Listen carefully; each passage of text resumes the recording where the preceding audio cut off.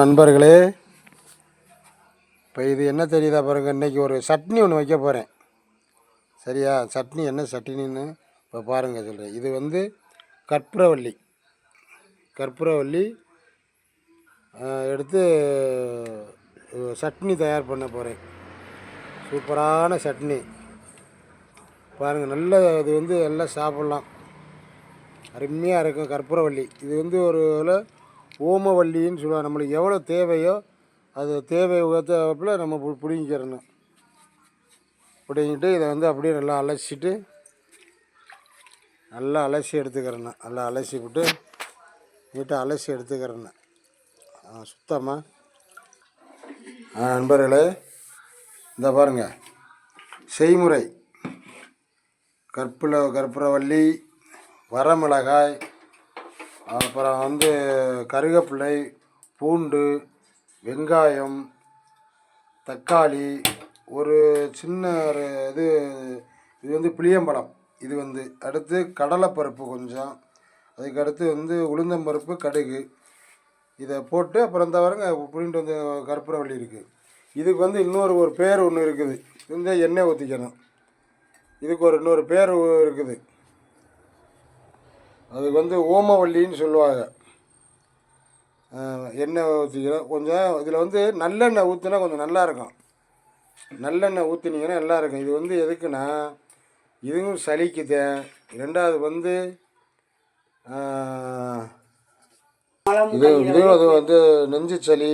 இந்த குழந்தையெல்லாம் சாப்பிட்லாம், ஒன்றும் இல்லை. அப்படியே மலங்கழிக்கையில் அதோடு போயிடும், நல்லா இருக்கும். ரெண்டாவது வந்து செரிமான சக்தி ரொம்ப நல்லது. இந்த சாப்பிட்டோன்னா நெஞ்சை கறிக்குது பார்த்தியாலா, நெஞ்சை கறிக்குது பாருங்கள். அதெல்லாம் இது சாப்பிட்டா ஒன்றுமே செய்யாது. இது ரொம்ப நல்ல. பெரியவங்களும் சாப்பிட்லாம், சின்னவங்க சாப்பிட்லாம். நான் வந்து ஓயாமல் சொல்கிறேன், என்னுடைய வீடியோவில் நான் போடுற பூரா நான் சாப்பிட்றத இதை பாருங்கள். இவ்வளவு செய்கிறேன். இது வந்து வேஸ்ட்டாக போகிறோம். நாங்கள் இனிமேல் சாப்பிட போகிறோம், செஞ்சு சாப்பிட போகிறோம், அவ்வளோதான்.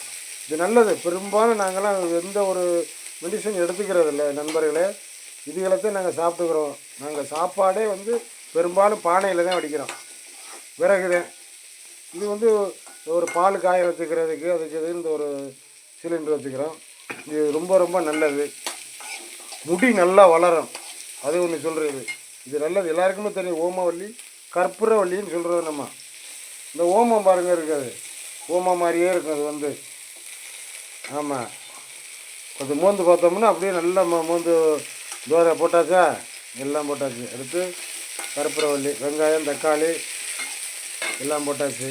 பாருங்க, ஓமம், அந்த கற்பூரவல்லியை போட்டாச்சு. ரொம்ப ரொம்ப நல்லா இருக்கும். அந்த இன்னொன்று என்ன தெரியுமா, அந்த பூச்சி பல்லெல்லாம் இருக்குது பார்த்தியாலா, சில பேருக்கு வலிக்கும் இந்த முறவை. இந்த அது என்னமோ சொல்லுவாங்க பல்லரணை, அதுக்கெல்லாம் இது ரொம்ப ரொம்ப நல்லா. இது வந்து இந்த பூச்சிப்பல், செரிமானம், நெஞ்சக்கரிப்பு, இது பூராமே இது நல்ல ஒரு மருந்து, நல்ல மருந்து. லைட்டாக உப்பு போட்டுக்கிட்டு பார்த்திங்களா, எப்படியாச்சும் வதங்கிருச்சு பாருங்கள். லேசாக லைட்டாக உப்பு போட்டுக்கிறணும். உப்பு ரொம்ப போட வேண்டாம், லைட்டாக போட்டுக்கணும். நீட்டாக போட்டுக்கிட்டு வாங்கி வேறு எதுவுமே போட வேண்டாம். மிளகாப்பொடியோ மற்ற மசாலையோ எதுவுமே போடக்கூடாது.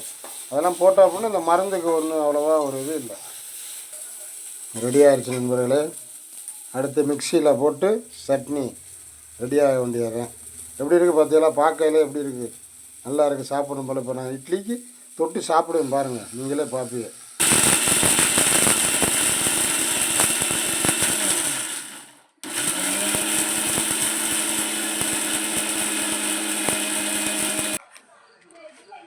நண்பர்களே, பார்த்தீங்களா, சட்னி வந்து விட்டது. கற்பூரவல்லி சட்னி இது நல்லது. முழங்கால் வலி இதுக்கெல்லாம் சாப்பிடலாம். நெஞ்சு சளிக்கு ரொம்ப நல்லது.